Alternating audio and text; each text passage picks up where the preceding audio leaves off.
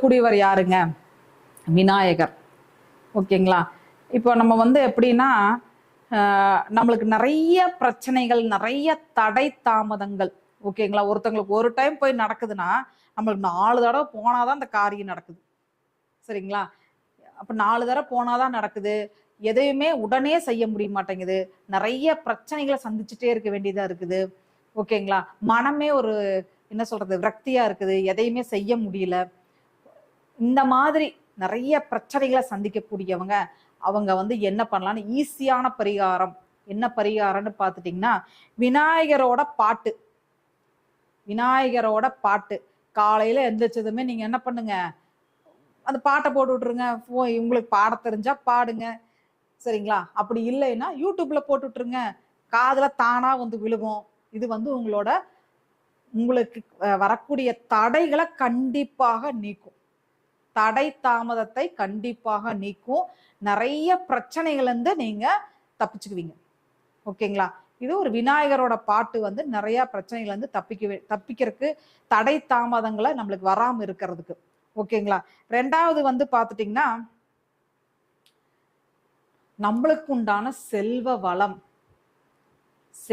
வளம் கிடைக்கிறதுக்கு என்ன அப்படின்னு பாத்துட்டீங்கன்னா, ஈஸியா நம்மளுக்கு வந்து இந்த மாதிரிதான். என்னன்னு பாத்துட்டீங்கன்னா, அன்னபூரணா ஸ்தோத்திரம். அன்னபூரணா ஸ்தோத்திரம். அன்னபூர்ணாங்கிறது யாருங்க? அன்னபூரணி. ஓகேங்களா? இங்க ஒரு கதை சொல்லலாம்னு பாக்குறேன். ஒரு 2 நிமிஷம் ஆனா சொல்லாமல ஒரு கதை நல்லா கேளுங்க. இதை நான் வந்து ஒரு இதுலதான் பார்த்தேன்.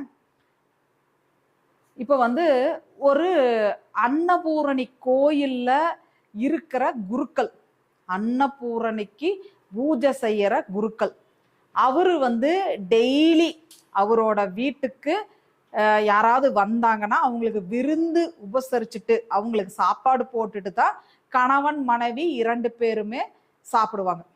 ஓகேங்களா? 2 பேருமே சாப்பிடுவாங்க.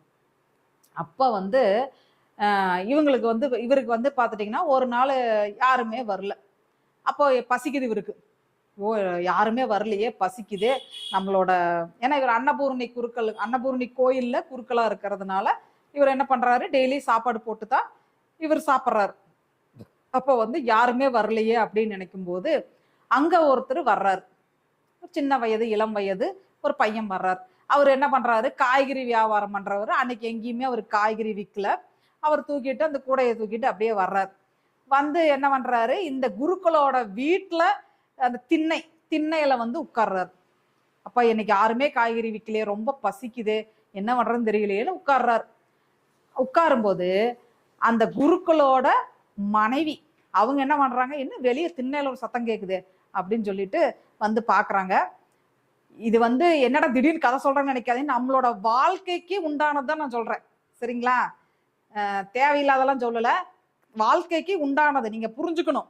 நம்ம எதுவுமே தத்துவமா புரிஞ்சுட்டோம்னா தான், அர்த்தமா புரிஞ்சுட்டோம்னா தான் நம்ம வாழ்க்கையில ஜெயிக்க முடியும். ஓகேங்களா? எதுவுமே அர்த்தமா புரிஞ்சுக்கணும். ஓகேங்களா? அப்போ அந்த மனைவி வந்து, அந்த குருக்களோட மனைவி வந்து அவங்க என்ன சொல்றாங்க, வீட்டம்மா வந்து இந்த பையன்கிட்ட, தம்பி நீ யார் தம்பி, இங்க வந்திருக்கேன்னு. அம்மா நான் காய்கறி வியாபாரம் பண்றேம்மா, எனக்கு ரொம்ப பசிக்குது அப்படிங்கும்போது, அப்படியா தம்பி இரு அப்படின்னு உள்ள போய் கணவர்கிட்ட போய் அவர் சொல்றாங்க. என்ன சொல்றாங்கன்னா, இந்த மாதிரி வெளியே ஒருத்தர் ஒரு சின்ன பையன் வந்திருக்கு, ஒரு ஒரு வாலிபர் வந்திருக்கிறாரு. அப்ப வந்து இவரை என்ன பண்ணலாங்க, கூப்பிட்டுமா, அவருக்கு நம்ம விருந்து உபசரிச்சிடலாமா அப்படின்னு கேக்குறாங்க. அவர் என்னங்கிற, கூப்பிடு எப்படியோ நம்மளுக்கு அனுப்பிச்சிட்டாங்க, அம்மா தாயார் நம்மகிட்ட அனுப்பிச்சிட்டாங்க அப்படின்னு சந்தோஷப்பட்டு அந்த காய்கறி வியாபாரம் பண்றவரை வீட்டுக்குள்ள கூப்பிட்டு, இவர் குருக்கள் அந்த காய்கறி பண்றவங்கள வீட்டுக்குள்ள கூப்பிட்டு சாப்பாடு போட்டு, இந்த பையன் வந்து வெளியே வந்ததுமே சாப்பிட்டு முடிச்சுட்டு, அப்பா ரொம்ப சந்தோஷம், இந்த மாதிரி சாப்பாடை நான் சாப்பிட்டதே இல்லை, அவ்வளோ அருமை அப்படின்னு அந்த பையன் சொல்லிட்டு வெளியே வர்றார். வெளியே வந்த உடனே, அம்மா நான் வந்து சும்மா சாப்பிட்டது என் மனசு கஷ்டமா இருக்குதுமா, நீங்க ஏதாவது காய்கறி எடுத்துக்கோங்க, எனக்கு நீங்க எதுவுமே விற்கல, நீங்க எடுத்துக்கோங்க அப்படின்னு அவர் சொல்லும்போது அந்த குருக்கள் சொல்றாரு, அப்பா நான் இது ரொம்ப வருடமா நான் பண்ணிட்டு இருக்கிறேன்ப்பா, என் வீடு தேடி வர்றவங்களுக்கு விருந்து உபசரிச்சுட்டு தான் நான் சாப்பிடுவேன்ப்பா, இன்னைக்கு வந்து தாயாரே உன்னை அனுப்பிச்சிருக்காங்கன்னு நான் நினைக்கிறேன், நீ வந்து உங்கள்கிட்ட நான் வாங்கிட்டா இந்த பொருள் வாங்கிட்டு சாப்பாடு போட்ட மாதிரி ஆயிரும், நீ தவறா நினைச்சுக்காத அப்படின்னு சொல்லும்போது ரொம்ப நன்றிங்க ஐயா அப்படின்னு சொல்லிட்டு அவர் போயிட்டார். இந்த குருக்களுக்கு ஒரு டவுட், ஒரு கேள்வி இவருக்கு என்ன வருது, ஒரு நாம இத்தனை வருடம் நம்ம பண்றோமே, என்ன பண்றோம், வர்றவங்களுக்கு பூரா அன்னதானம் பண்றோமே, டெய்லி நம்ம அன்னதானம் பண்ணிட்டு தான் வர்றவங்களுக்கு விருந்து உபசரணம் பண்ணிட்டு தான் நம்ம சாப்பிட்றோம். அப்ப நம்மளுக்கு எவ்வளவு புண்ணியம் நம்மளுக்கு சேர்ந்துருக்கும் அப்படின்ட்டு அவர் வந்து அவருக்கு ஒரு எண்ணம் வந்துச்சு. போய் அன்னபூர்ணி தாயார்கிட்ட போய் கேட்குறாங்க. சரிங்களா, அன்னபூர்ணி தாயார்கிட்ட போய் கேட்குறாங்க. அன்னபூர்ணி தாயார் வந்து சொல்றாங்க, ஒரு அசரீரியா சொல்றாங்க, இந்த மாதிரி நீ வந்து பார்த்துட்டீங்கன்னா இந்த இந்த நாட்டு இளவரசனிடம் போய் நீ போய் கேளு, உனக்கு எத்தனை புண்ணியம் இருக்குதுன்னு நீ கேளு, இந்த நாட்டு இளவரசன் உங்ககிட்ட சொல்லுவாரு அப்படின்ட்டு சொல்றாங்க. இவரும் போறாரு, மனைவி கிட்ட போய் சொல்லிட்டு இந்த மாதிரி தாயார் சொல்லிட்டாங்க, நான் போய் என்னன்னு தெரிஞ்சுட்டு வந்துடுறேன், எனக்கு ரொம்ப ஆர்வமா இருக்குது, நான் எவ்வளவு புண்ணியம் பண்ணியிருக்கேன்னு எனக்கு தெரியணும் அப்படின்ட்டு என்ன பண்றாரு, போறாரு. போகும்போது என்னாச்சுன்னா ஒரு காடு, அடர்ந்த காட்டுக்குள்ள நடந்து போறார். ஓகேங்களா, நடந்து போகும்போது அங்க ஒரு முனிவர் இருக்கிறார். இவர் முனிவர் இருக்கிறாரு. அப்ப வந்து இவர் என்ன பண்றாரு, வழி போறதுக்காக என்ன பண்றாரு, உணவு கையில கொண்டு போறார். அப்போ இவருக்கு பசி எடுக்குது. பசி எடுக்கும் போது உட்கார்ந்து சாப்பிடலாங்கும் போது அந்த முனிவர் வர்றார். அந்த முனிவர் வந்து கேட்கிறார், நீ யாருக்கு கொடுக்காம சாப்பிட மாட்டேயே, நீ சாப்பிட்றையே அப்படின்னு கேட்கிறார். அப்ப இவர் வந்து சொல்றார், இந்த காட்டுக்குள்ள யார் இருக்க போறாங்க, அதனாலதான் சாப்பிட்டேன், சாப்பிட ஆரம்பிச்சங்க, நீங்க பாதி சாப்பிடுங்க, நான் பாதி சாப்பிட்றேன் அப்படின்னு சொல்லிட்டு என்ன பண்றாரு, சாப்பிட்றாங்க. அவருக்கு கொடுக்குறாரு.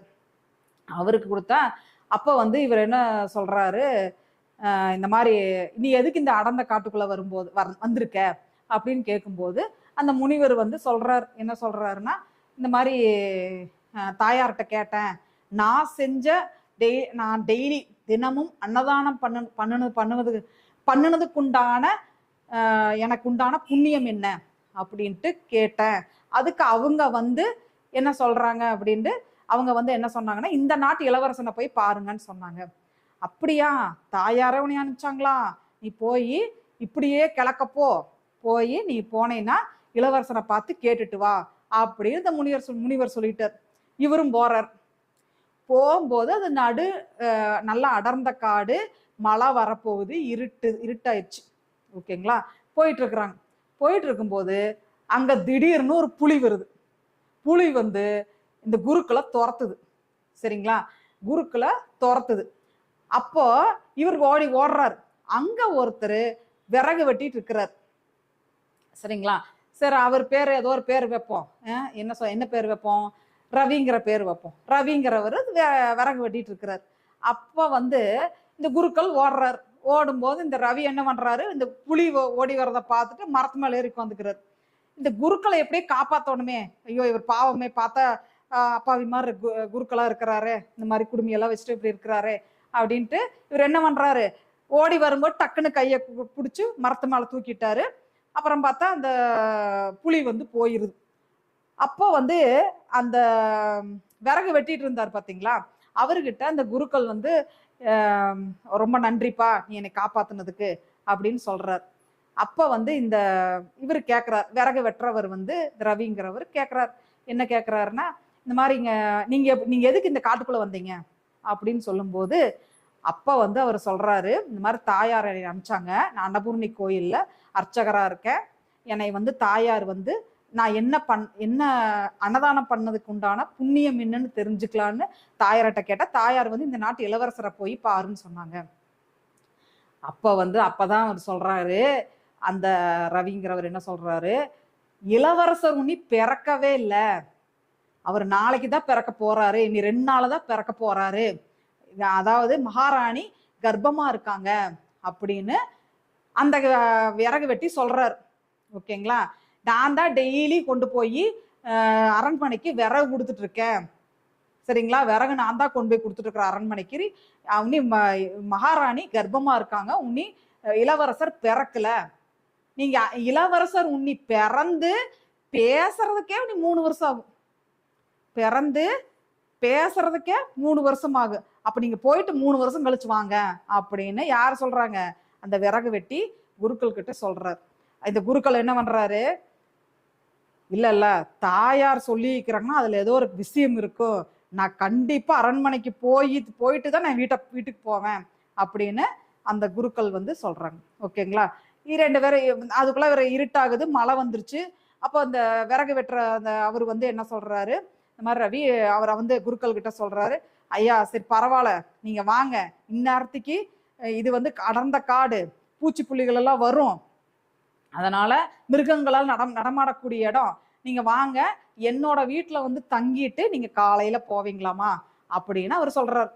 இவரு என்ன பண்றது, வேற வழி இல்லாம சரின்னு அவர் பின்னாடி போறாரு. நைட்டு வீட்டுக்குள்ள போனதுமே இவர் என்ன பண்றாரு, ஐயா நான் காலையில செஞ்ச பழையது இருக்குது, நம்ம 2 பேரும் சாப்பிடுவோம். அப்ப இவர் சொல்றாரு, இல்ல தம்பி, நீ உனக்காக பண்ணிருப்ப, நீ மட்டும் சாப்பிடுன்னு அவர் சொல்றாரு. அப்புறம் இவர் என்ன சொல்றாரு, இந்த விறகு வெட்டி ரவி அவர் என்னங்கிறாரு, இல்ல இல்லைங்க ஐயா, நம்ம 2 பேர் இருக்கிறோம், நம்ம 2 பேர் பகிர்ந்து சாப்பிடுவோம் அப்படின்னு அவரு சொல்றாரு. அப்ப வந்து இவங்க என்ன பண்றாங்க, இருக்கிற சாப்பாட்டை பகிர்ந்து சாப்பிடுறாங்க. பகிர்ந்து சாப்பிட்டு இவர் என்ன பண்ணிடுறாரு, படுத்து தூங்கிடுறாரு குருக்கள்.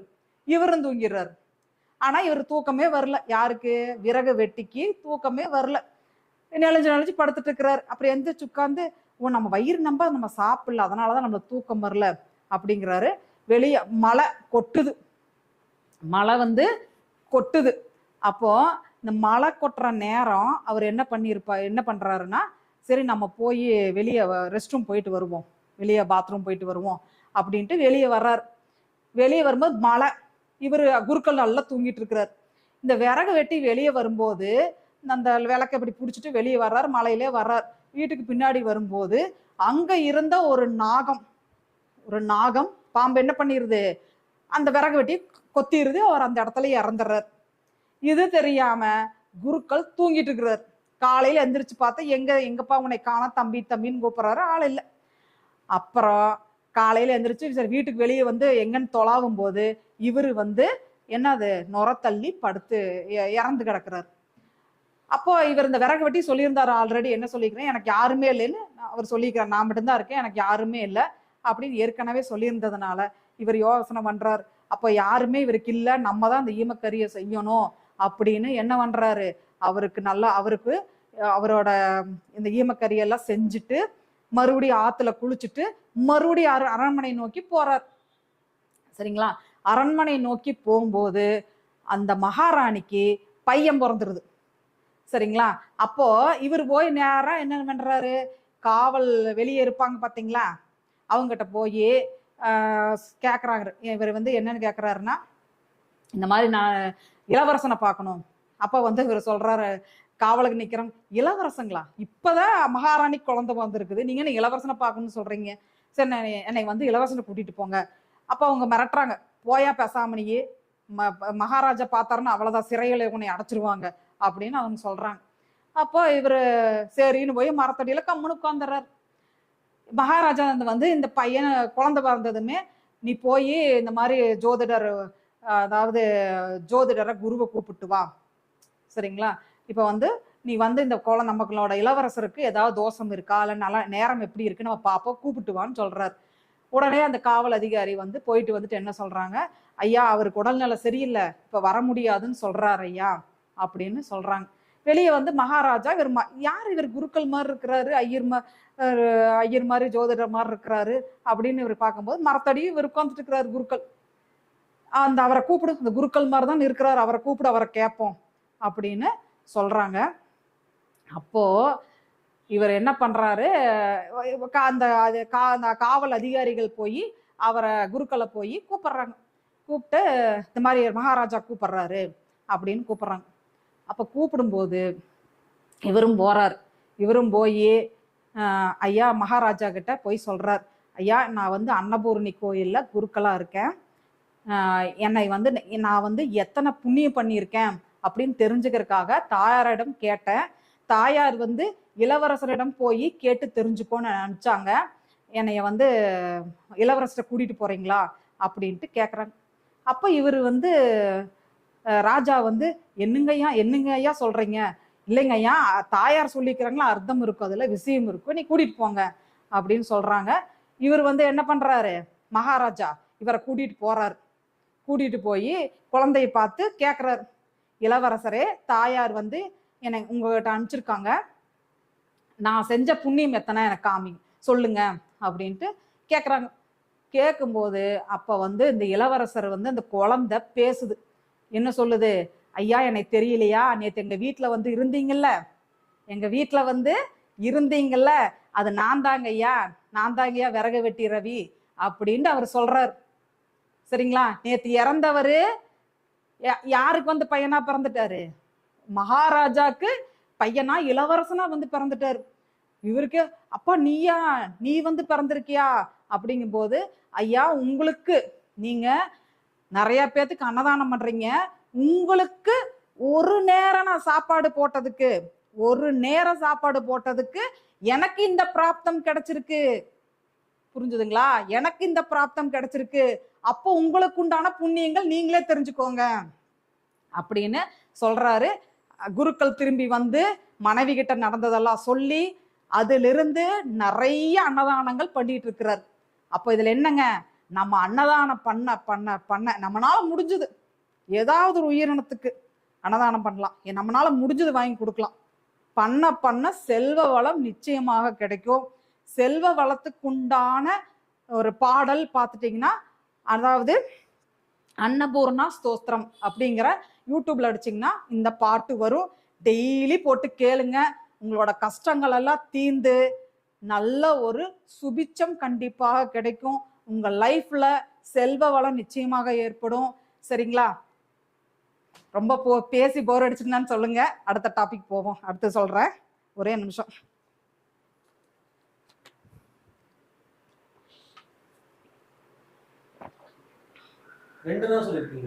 இருங்க ஒண்ணு.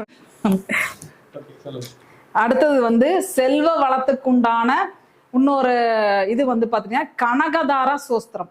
அது வந்து பாத்துட்டீங்கன்னா டெய்லி என்ன பண்ணலாம், நம்மளோட வீட்டுல வந்து பாத்துட்டீங்கன்னா ஒரு நெல்லிக்காய் வாங்கி வைக்கலாம்.